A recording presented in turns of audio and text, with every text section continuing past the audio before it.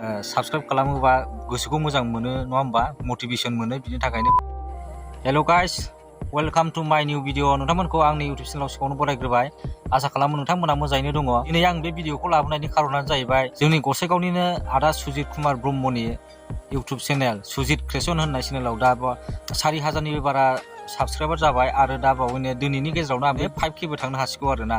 बिनि थाखायनो आङो दा आदानो मिनि कंग्रेचुलेसन जासिहरबाय। सुजित क्रिएशनजों दिहुनजानाय गोरोबनाय बर' शर्ट मुभिया मोजाङानो जादों, आंबो नायखांबाय आरो बेबायदिनो जोंनि बर' समाजनि गेजेराव मोजां कन्टेन्ट लानानै फैबाय थानो हाथों। बिनि थाखाय जों आंनि न'खरनिफ्राय आदानो बोर जासिहरबाय आरो कंग्रेचुलेसन जासिहरबाय। बेबायदिनो मोजां कन्टेन्ट लाबोबाय थानो हाथों जोंनि बर' समाज। आङो दा नैबे आदानि जा सिनेमा दाखालि दिहुनजानाय गोरोबनाय, बे जोबोद मोजां जादों सिनेमाया। नोंथांमोनाबो नायनो हागोन, आं डिसक्रिपसनाव लिंकखौ होना दोनखागोन। ओमफ्राय आदानि चेनेलखौबो आं डिसक्रिपसनाव लिंकखौ होना दोनखाबाय।